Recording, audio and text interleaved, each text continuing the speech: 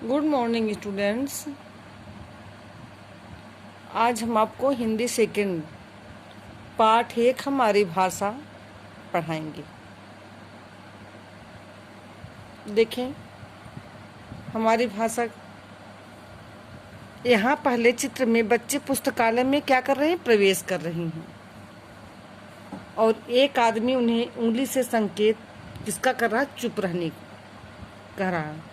दूसरे चित्र में पुलिस वाले के हाथों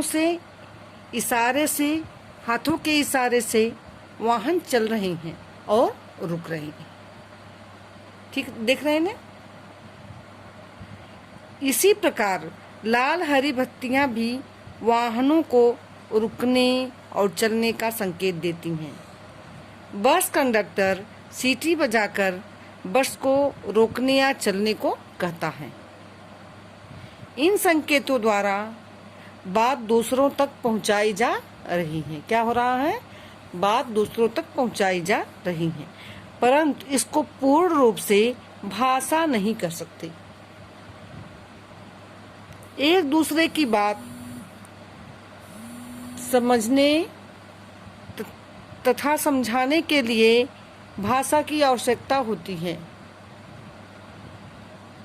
बच्चा सबसे पहले आसपास रहने वालों को बातें करते सुनता है और इशारों से कुछ कहने का प्रयत्न करता है। फिर वस्तुओं के नाम बोलता है। धीरे धीरे वह पूरे वाक्य भी बोलने लगता है। कुछ बड़ा होने पर पढ़ना लिखना भी सीख लेता है। हम भी अपनी बात बोलकर या लिखकर दूसरों तक पहुंचाते हैं। तो इन पहुंचाने को क्या कहते हैं? भाषा कहते हैं।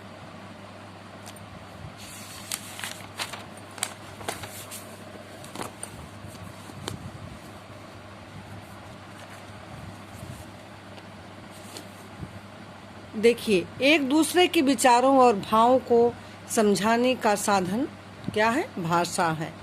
भाषा के कितने रूप होते हैं? 2 रूप होते हैं।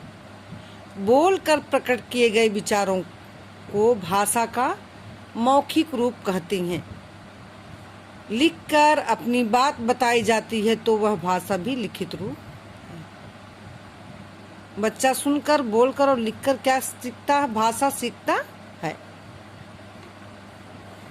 संसार में अनेक भाषाएं बोली, पढ़ी और लिखी जाती हैं।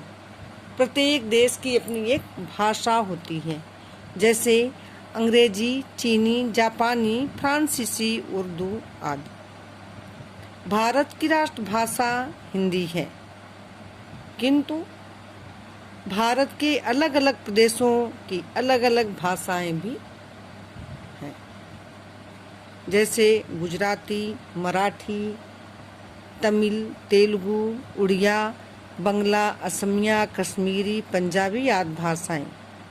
संस्कृत संसार की सबसे पुरानी भाषा है। संस्कृत संसार की सबसे पुरानी भाषा है। हिंदी, गुजराती, मराठी, तेलुगु आदि कई भाषाओं के मूल में संस्कृत ही है। भारत में हिंदी बोलने और समझने वालों की संख्या सबसे अधिक है। सभी भाषाओं को लिखने के लिए अलग अलग चिन्ह बनाए गए हैं, जिनसे हम अपनी बात लिखकर बता सकते हैं। भाषा को लिखने के लिए बनाए गए चिन्हों को लिपि कहते हैं। क्या कहते हैं? लिपि कहते हैं। अब देखिए, भाषा किसे कहते हैं?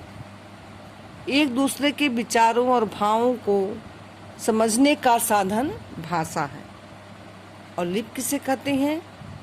भाषा को लिखने के लिए निश्चित किए गए चिन्हों को लिपि कहते हैं। ठीक। संस्कृत, हिंदी, गुजराती और मराठी भाषाओं की लिपि का नाम देवनागरी है। अंग्रेजी की रोमन तथा उर्दू की फारसी है। अंग्रेजी की लिपि क्या है? रोमन है। और उर्दू की लिपि क्या है? फारसी है।